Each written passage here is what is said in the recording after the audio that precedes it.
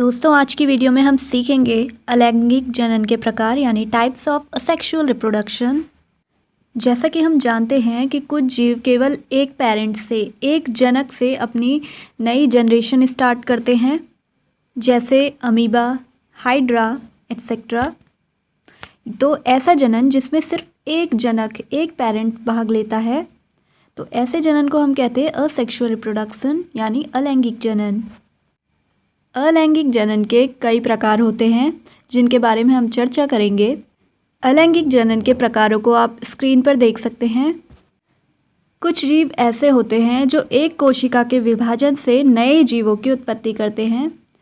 इस तरह के जनन को विखंडन यानी फिजन कहते हैं। अमीबा जो कि एक कोशिकीय जीव है, उसमें इस प्रकार का अलैंगिक जनन पाया जाता है।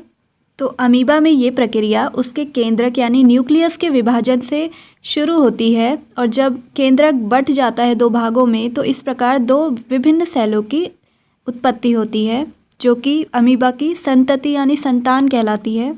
इसमें प्रत्येक कोशिका अपना अपना एक केंद्रक ले लेती है। इस प्रकार एक कोशिका का खंडित होकर दो कोशिकाओं में उत्पन्न होना द्विखंडन यानी बाइनरी फिजन कहलाता है। बाइनरी यानी दो।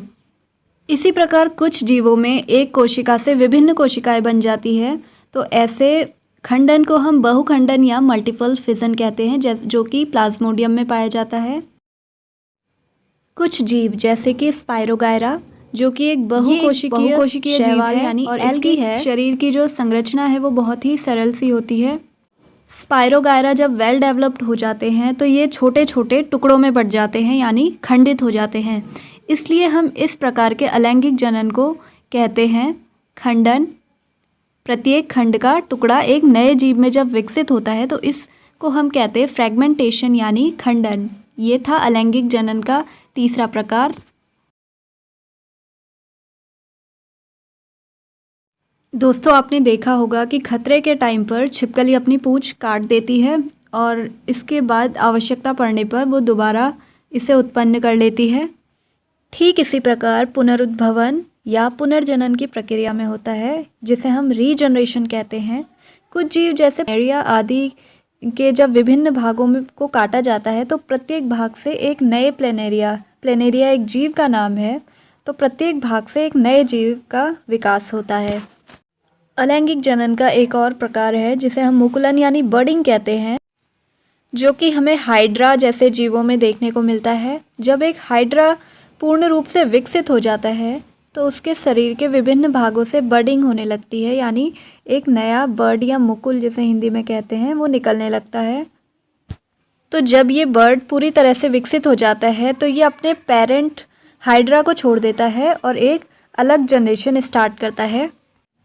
कुछ अनुकूल परिस्थितियों में हम ऐसी विधियों का प्रयोग एक पौधे से अन्य पौधे बनाने के लिए भी करते हैं। जैसे कि आपने अपने डेली लाइफ में भी देखा होगा, कई बार हम जड़, तना या पत्तियों से एक नए पौधे का निर्माण करते हैं, तो इसे हम कहते हैं वेजिटेटिव प्रोपगेशन यानी कायिक प्रवर्धन। कायिक यानी शरीर से किसी दूसरे पौधे का बनना, जैसे जड़ से गाजर, मूली या शकरकंद का निर्माण होता है।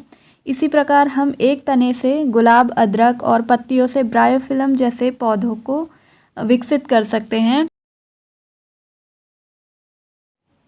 दोस्तों अगर आप किसी ब्रेड को गीला करके किसी मॉइस्चर यानी किसी नम स्थान पर और किसी अंधेरे स्थान पर रखते हैं तो कुछ दिन बाद आप देखते हैं कि उसमें कुछ स्ट्रक्चर उभरने लगते हैं, कुछ जाल टाइप के, जिन्हें हम कवक जाल यानी हाइफे कहते हैं। अगर हम इनका निरीक्षण सूक्ष्मदर्शी यानी माइक्रोस्कोप से करते हैं तो हम देखते हैं इन जालों के जो ऊपर का पार्ट है उन पे कुछ गुच्छे जैसी संरचनाएं दिखाई देती है, जिन्हें हम कहते हैं बीजाणुधानी या स्पोरेंजिया। तो इन बीजाणुधानियों के अंदर पाए जाते हैं कुछ बीजाणु यानी स्पोर्स, जो कि एक मोटी लेयर से ढके हुए होते हैं।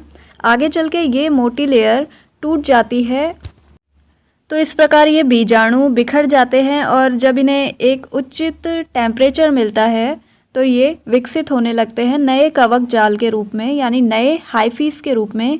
इस प्रक्रिया को हम कहते हैं स्पोर फॉर्मेशन यानी बीजाणुओं का बनना। दोस्तों आशा करती हूँ कि अब आप अलैंगिक जनन यानी असेक्सुअल रिप्रोडक्शन की इन विधियों को अच्छे से समझ चुके होंगे। मिलते हैं अगली वीडियो में कुछ इसी प्रकार की जानकारी के साथ। तब तक के लिए goodbye, have a nice day and thanks for watching.